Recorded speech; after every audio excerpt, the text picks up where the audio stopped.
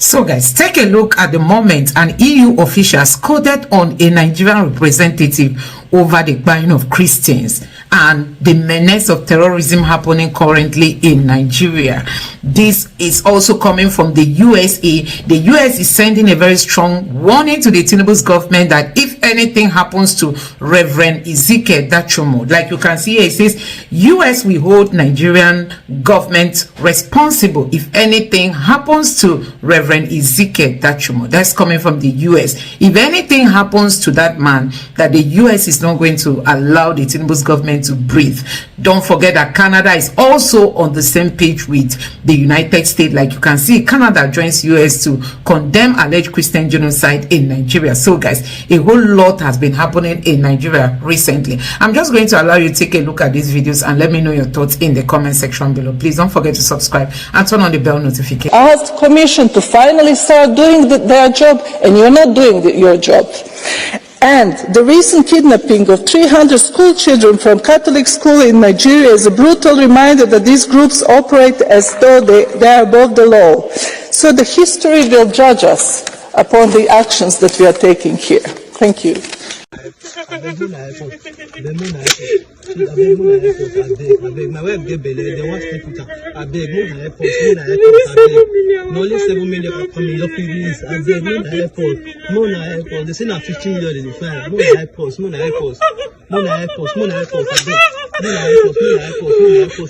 People who even attend the school, who are even students in that school or pupils, are probably not just Christians. It's a mixture.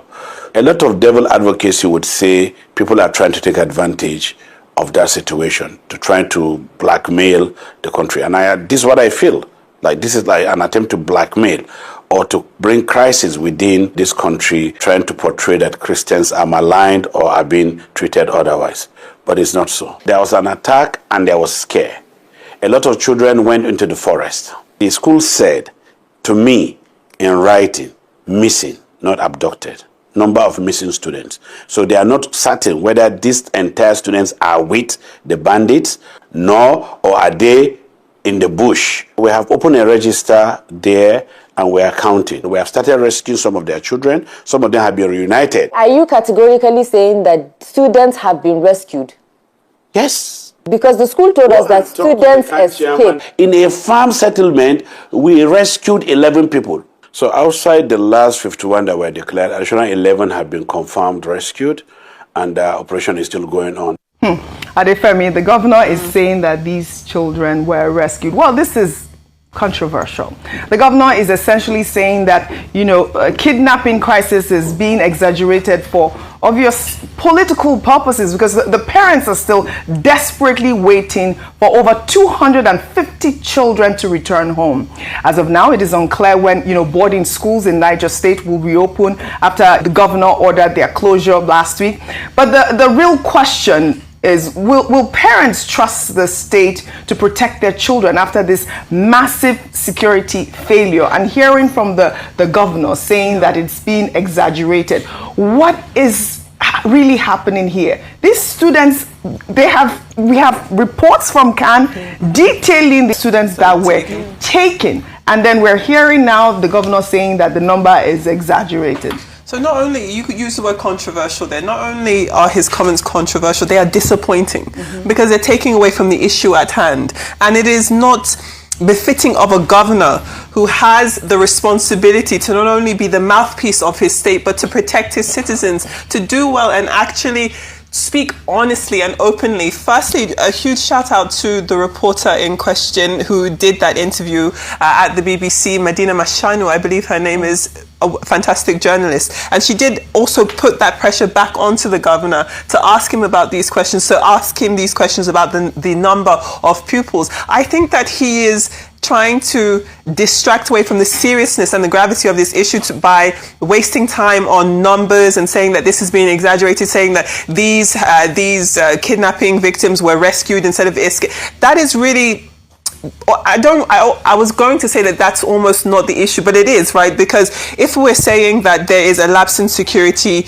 and these governors or these governments want state policing, then that is one thing, but you can't deny that there's an issue you can't deny that there's an issue in the first place. You didn't rescue these students. They escaped. That was the agreed line. And saying that you have rescued them is almost, I think, counterproductive to your call for state policing, because then are you saying that you don't need to have more apparatus under your own wing? I'm disappointed in the governor, with respect, because I know that he is not someone who wants this to be continuing to his people. But I think he has to be honest and understand that he bears a huge responsibility. And it was just yesterday and earlier this week we were talking about the parents who have died waiting for their children to come back home. A man that died, I mean, we don't know what the official cause of death is, but it could literally be heartbreak. A father and a mother died, and their children, we don't know if they've been released or if their children were the ones who were released, but this is too serious for you to be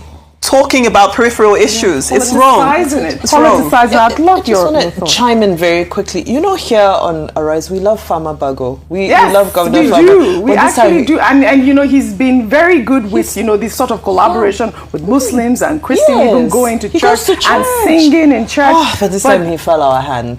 This time he fell our hand. I have several things to say. The first is that we keep talking in proverbs around, oh, there are people who are doing this.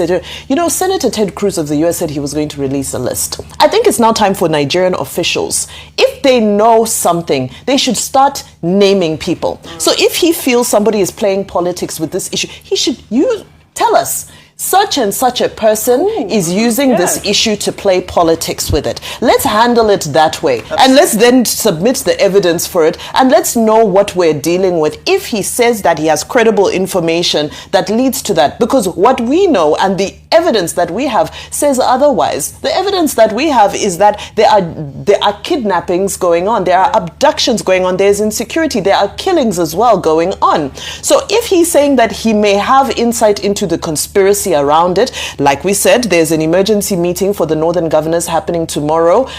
They should release a name and say, we are not part of it, but we know the people around us who are part of it. That's number one. Number two, the National Assembly, both the Senate, House of Reps, and even the state houses of assembly, I need them to now start asking questions about security votes. Because all of these governors have security votes. They have budgets allocated for security. So if in Niger State, for example, he's saying somebody is using insecurity to play politics, why has he not used his security votes to secure his state so that people cannot play politics with insecurity in his state? Those are my remarks. Well said, Bimbai, well said. Well, in the meantime, the Catholic Diocese of Nsukka has issued a disclaimer correcting a report by Zagazola Makama about the deaths of 2 priests, clarifying that the circumstances and the timing were inaccurately presented. In a statement signed by Father Emmanuel Asadu, Director of Communications, the diocese clarified that Father John Igwebweze had been suffering from illness since June 2012 and peacefully died on Sunday, September 21st, at Bishop Shanahan Hospital due to health complications arising from his long-standing condition. Father Matthew Aya, on the other hand, was tragically shot on Friday, September 19th, 2025, by yet-to-be-identified individuals on his way back to his parish after a pastoral assignment. The diocese stated that security personnel are investigating Father Aya's death, and no individual or group has claimed responsibility. Well, on Wednesday, Zagazola Makama reported that their deaths were linked to IPOB and ESN attacks. Now, the diocese is stating that 1 priest died from natural causes after 13 years of illness, while the other was killed by unknown gunmen still under investigation. Although security agencies claim that the ESN group claimed responsibility for the crime. We took the story yesterday and we highlighted the report from Zagazola Makama, which is, you know, an analyst group in the Lake Chad region that have been, you know, doing very well with their reporting, especially on terrorism, kidnapping. They, you know, share a lot of videos. They actually go into the forest to, you know, give us these detailed reports. Now we're hearing from the Nsukka Diocese, and, you know, we also got information from the security forces saying that, you know, ESN had claimed responsibility for the death. But we're yet to see. We'll continue to follow up on the story to see really where the story lies. Well, in another development, Apostle Michael Olowokiri in a post on X, raised alarm about the arrest of evangelist Daniel Ukpo, the pastor who posted a video about a Nasarawa church crusade that was allegedly stormed by herdsmen on Monday. However, in a twist of events, evangelist Ukpo, in a new video, claimed that he was never arrested, nor did herdsmen ever invade his crusade. Apostle Olowokere had claimed that evangelist Ukpo was arrested by the Nigerian police force after releasing the video detailing the incident and berated the federal government for allowing terrorists to openly post videos on social media while facing no repercussions. Let's take a look. I have just been rightly informed that evangelist Daniel Ukpo have been arrested by the Nigerian police force because of the video he posted about the incident that happened in the community in Nasarawa State. In Nasarawa State, where he was holding a crusade, where he was part of a team in a crusade, and then the Fulani herdsmen attacked that community. I've watched that video, I saw that video, and that video was real. It was legit. There was no photoshopping, there was no any kind of AI mixture. It was real. The situation was real. And the man of God only reported what was happening at that time. And because of this, the Nigerian police have arrested him. You see, we have become a useless society. This is what the Nigerian state has become. The bandits, terrorists, every day are on TikTok. They are on TikTok doing videos. They are on TikTok sharing money, doing giveaway. They are on TikTok giving updates on their location, doing things as though they are free. These are people that are causing mayhem, that are causing destruction of lives and properties every single day, causing pain to family. But not one have you gone to arrest. You have not seen those ones. You cannot be watching terrorists and bandits and criminals, people that are causing problems to Nigerians every single day, having a few days. They make calls, they are on TikTok doing every day on social media. Not one of them have you arrested. But a man of God only gave an update on a situation where Fulani jihadists, Fulani terrorists attacked the community, and the man showed in the video, and you are quick to go and arrest him. We will not tolerate this. I call on every man of God, Inspector General of Police, we demand the release of evangelist Ukpo. Well, the Nasarawa State Police Command, in a post on X, stated that no herdsmen attack occurred anywhere in Nasarawa State, and that the published reports, including the video in circulation, do not reflect the true situation in Agboda community. Olowokere stated on X that evangelist Ukpo's brother had reached out to him on Facebook asking him to delete the video, claiming that Ukpo was detained, but he declined. Olowokere went further to suggest that Ukpo was being manipulated and coerced into making the video denying the incident. However, in a separate post from an X account called Rural Evangelist, Daniel Ukpo's wife, Elizabeth Ukpo, reportedly confirmed that her husband had been detained. Well, this is deeply confusing. Now, the question is, what actually happened? Is Ukpo being forced to recant order detention, or was the original attack a false claim? Bimbai, I don't know if you were here when we took the story. Were you here when we took the story?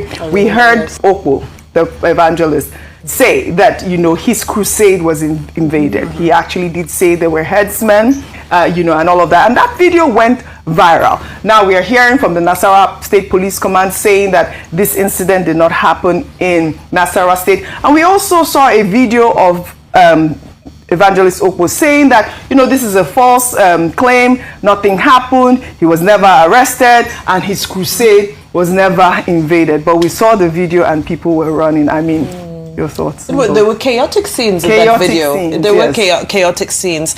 And, the response from the police is concerning because I wish they had acknowledged that there was a chaotic incident. Even if they're saying that they are debunking that it was herders, but we can see that there was some sort of commotion that transpired there. So, well, it's unfortunate because, it's his word against theirs, but we have the video. Yes. We have the video, and there was commotion. There was something happening and there. We have him saying there's commotion and concern. An invasion on his crusade. However, Oji, what my concern is that when it comes to Showore, we are able to write to X and Facebook and demand that he take down certain posts that he made because they feel that those posts are inflammatory or insightful. But when it comes to bandits on TikTok, we are unable to write to TikTok to say, can give us the details of these people, because they're most likely using VPNs, so you can't really track them directly like that. But what you can do is you can write to the platform, and the platform has all IP addresses. They have, the technology exists. Beyond that, cell phone towers, they're using network. They're not operating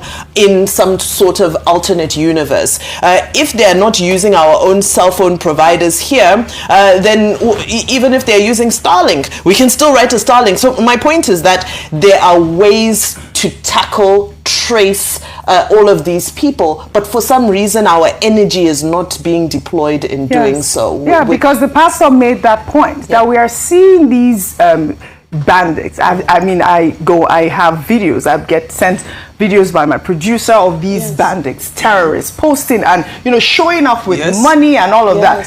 Why is it that the security agencies don't go after those people but quickly go after a Terrör or one of those sort of? Your thoughts on this story before I move to the next one? I think the reason why they do so is because it's easier to do that than to tackle the real problem. And it's almost similar to what we were talking about previously with Governor Bago, talking about peripheral issues when you should be talking about the main issue. And I think that in this instance, this is another example of doing the easiest thing, which is trying to stifle the speaking out or punishing people. And it sets a really dangerous precedent, because you would think that he would be commended for putting his own life at risk and making sure that there is proof that something has happened in our community. You can see all of the people running around. You can see people on motorcycles. Everyone is scared. Okay, let's put this on the internet. Let's record this. Let's share this with the world. Share this with our local communities. Share this with the police. And for that to be the reason why he is apprehended, and then all of a sudden we're now hearing him say that, oh, actually that didn't happen, or I didn't. It stinks from top to bottom. It does appear as though he is being coerced into changing his testimony, and it's unfair. And like I said, it sets a very dangerous example, because the next time something like this happens, someone will feel reluctant to share what is happening in their backyard, because it seems as though we have set a precedent that the witness is the criminal. And that shouldn't be the case ever. Well said, well said. Meanwhile, in Edo State, a shocking new video has surfaced online showing a husband and his pregnant wife being held at gunpoint by terrorists in the middle of a forest. The video was posted on Thursday by activists harassing Gwaminishu. In the video, the terrified couple appealed to the public for help, saying that their kidnappers are demanding 50 million naira, but that their families are not able to raise the money and are only able to raise 7 million naira. Some viewers might find this video distressing. Viewer discretion is advised. Let's take a look. My wife get belay, they want to sleep with her. I beg, no airport, only 7 million of family of feelings. I beg, no airport, they say now 15 million in the fire. No airports. This is where my brother and his wife were kidnapped last night. The both of them, around the hours of 7 to 8. He was coming back from town yesterday in his house when they kidnapped him and his wife. According to somebody that was at home, he said he saw Fulani men taking them inside the bush. This is the bush where he was taken into. This is the place where we saw their footprints. Our younger brother that was at home yesterday, he saw them. So he was the one that called us. Before we got to the environment, they were already gone. Well, this is the latest in a number of kidnappings for ransom that we have seen from Edo State. We have not yet seen a statement from, the governor of the state, Monday Pueblo, or from the Edo State Police Command. But Gwaminishu has said that he has, alerted the federal and state government to act swiftly on their behalf. We have seen videos from this activist, harassing Gwaminishu, who's been doing a fantastic job helping to rescue our kidnapped victims. Now we are seeing these vulnerable people, being kidnapped. In Niger State, there was a pregnant woman kidnapped. Now we are seeing these people in the forest. He's there crying, saying they are demanding 50 million naira. You saw where they live. Where are they going to get 50 million naira from? And you know, the Senate have been pushing. I believe Adam Soshomole recently said that this kidnapping thing is a money-making venture that we really need special forces to tackle. Absolutely. Gosh, OJ, you know, it almost feels like we regurgitate the same thing over and over again, because again, there's still emphasis on the subnational here, which is that there's a level, the governors are not 100% helpless in their own security situations. I always give the example of Enugu State, who have gone and put CCTV across the whole state. From the moment you enter the state, there's cameras on you, there's facial recognition, there's, you know, it's AI driven and so forth. So it's time for other states to use their security votes, to start to use technology. Now, I know that Edo State used to have a very highly sophisticated security infrastructure, but unfortunately we also have the problem of changing governments, that sometimes the baton doesn't get passed on to the next government, especially if it's one party to a different party. From the time that the governor of Edo State came into office, you remember there's been a number of security incidents, and that time the concern was that they were said to be hunters who were moving out of the state, and that unfortunate incident with the vigilantes happening. So now here, where we are having movements of various groups of people, it's very important for a state to be able to recognize when people enter the state, whether they are harmful or they are harmless. And as I summarize technology again, these people are uploading videos. They're uploading videos. When the army was accused of posting a video, a picture that was old to report a new development, they brought out the metadata of that picture and they said, look, this is the data of this image. So the army is capable. They're capable. So why are we not doing it? So I just need a push in the right direction, because I believe the things we need to achieve this, they're readily available, but we need a push in the right direction. Yes, I mean, we are, you know, I thought it was important to highlight this story also for a response from the Edo State government. This is the second sort of abduction that has happened within maybe 2 months, but we would like to get a response from the Edo State government on what they are doing with this story. And also, you know, kudos again to Harrison Gwamenishu. He's been working with security forces. We also implore for the Edo State government to, you know, work with this young man who's had his technology advancement in rescuing people in the forest. Well, we pray for them to return. So guys, let me show you how Nigerians are reacting after an EU official was seen scolding at a Nigerian representative, saying they treat terrorists in Nigeria as if they are above the law. And this person here reacted and said, of course they are above the law when terrorists are pampered and negotiated with. What else do you call that? That they are above the law, because we've not seen prosecution in Nigeria. And this other person here said, yes, Nigeria Defense Minister, who said bomb cannot penetrate inside the forest where the terrorist camp is located. That's his excuse. These are terrorist sponsors in Nigeria government. So guys, it will shock you to know that the defense minister came out to say that these terrorists cannot be reached. That where they are, bomb cannot penetrate it. You can imagine all these people are Fulanis. The NSA, you know, the National Security Advisor is Ribadu. He is a Fulani man. The defense minister is a Fulani man. The state defense, that's Metawale, is a Fulani man. All of them are Fulanis. They are the ones seen to the issues of security, and possibly they are the ones painting the wrong picture to Tinubu. Now, take a look at the moment he said it. This headline here says, Minister of Defense Mohammed Badaru Abubakar has highlighted the risk of bombing bandits hideouts, saying some of them are located in forests that bombs cannot penetrate. So guys, this is the problem. And now EU is daring them to their faces, you know, telling the Nigerian government officials that why is it that they pamper terrorists as if they're above the law? We don't see prosecution. We don't see Nnamdi Kanu was the first to be sentenced. We don't see anybody really being prosecuted, you know, since the days of Buhari, since the days of APC. Anyway, guys, let me allow you to take a look at these videos and let me know your thoughts in the comment section below. Crime. The pastor made the comments while speaking on live television on Thursday, comparing NYSC to Israel's mandatory service system, saying that their army is comprised of mostly 18 to 22-year-olds. Have you ever heard this? Well, this is, a controversial proposal. President Tinubu had earlier approved the use of NYSC camps at temporary training grounds for emergency police recruitment. But, this pastor is going further, essentially calling for the militarization of National Youth Service Corps. Now, the question is, should Nigeria turn its one-year civic service program into military training, or will this put unarmed young graduates in harm's way while, serving their country?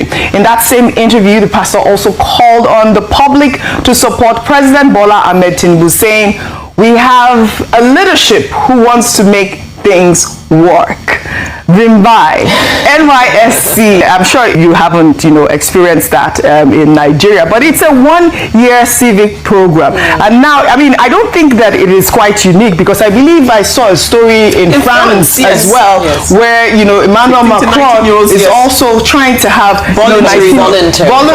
But now, this man is proposing NYSC, militarizing it as well. Where do we begin? I think we begin by making the point that NYSC was created to promote pan-Nigerianism. Yes. It was an initiative that was to get Nigerians to become more broader in their outlook of the nation. So if I am from Cross River State, they'll post me to Zamfara. If I am from Kebbi State, they'll post me to Delta State, so that we can understand our country better and have better sensitivities of our fellow countrymen. So I think it's important to note that, and that is what it was created for. To now add a military dimension to that is concerning for a number of reasons. Number one, NYSC covers a broad number of industries. People are stationed with different kinds of companies and organizations and so forth, and it contributes to the churning out of professionals into our economy. We have NYSC, what are they? Corpers. Yes, the word that escaped my mind. We have corpers here at Arise. You have corpers all around. And we have to remember that, yes, while there is a state of emergency on security, the economy still needs to function. We still have to remember that there's tomorrow, and we need to continue to develop talent. We need to continue to uphold our economy so that there can be a tomorrow to fight for. Now, the other thing about some of these youth services, we also had it in Zimbabwe at some point. They were called green bombers. Horrible, because they were used for election violence. And this is the issue. Once you have young people who are relatively naive, starting out in life, it's also easy for these movements or these initiatives to get hijacked for the wrong reasons. Whereas these are young people with potential who should be pursuing their careers, pursuing their dreams. We should be investing in them to do better and to be better. But in essence, you end up with a poorly trained extra force that's not really contributing to the end of insurgency. Let's take those resources. Let's train those, because those 11,000 plus police officers are going to need to be retrained. As Dr. Abati will say, they've been carrying Madam's handbag for a while. So they're going to need to be retrained. Let's look at police welfare as a whole.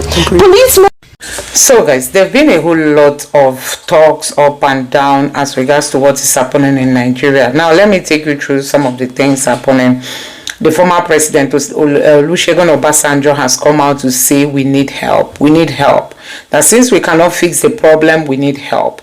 Also, there is a video of the former governor of Ondo State, Akeredolu, circulating on the internet, where, he actually, he was the one that really fought against these terror guys, if you can remember.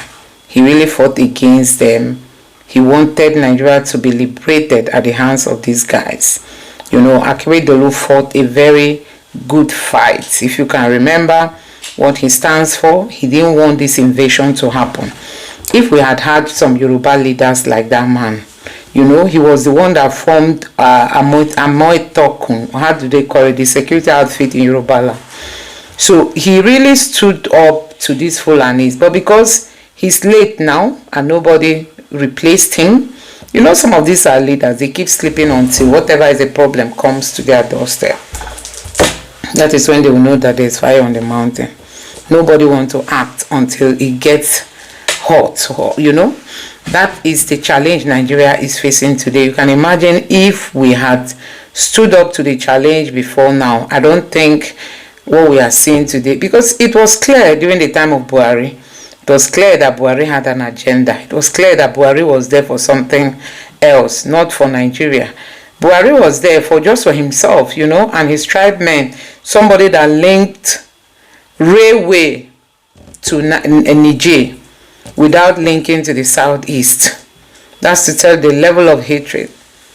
And the handwriting was on the wall. One thing with politicians in Nigeria is like Tinubu is now, he's not doing well. You hardly see anybody come out to correct Tinubu because they are afraid of the punishment they will get. The same thing happened under Buhari. You can't talk, you can't air your view so that you don't offend Buhari, and then the country will be sinking. If people had confronted Buhari, only now that Buhari died, that people say, oh, Buhari wanted to Islamize Nigeria. Oh, Buhari brought in terrorists and could not take them back. Oh, when Buhari was giving open visa policy, how many of these politicians stood up to Buhari? How many of them condemned what he was saying? How many of them dared him to say, no, this is not the right thing to do? People were just silent. I mean, people were just over silent in Nigeria. And that was actually what led to all the things we are seeing today, you know. It's really so sad that even till today, some people will still tell you that Buhari did well, Buhari did that, Buhari did that. You wonder what Buhari did. So sad that we are in a country that our politicians can't speak up, you know, can't speak up. Our politicians cannot speak up. Everybody is just on his own, quiet. And that is what has led to where we are today. Yeah, some people say don't blame Tinubu. You don't blame Tinubu. He was the one that brought Buhari to power and told us Buhari was everything. Some people say he's inherited. He's inherited. He brought Buhari. Even after the first tenure of Buhari, he was still there supporting Buhari.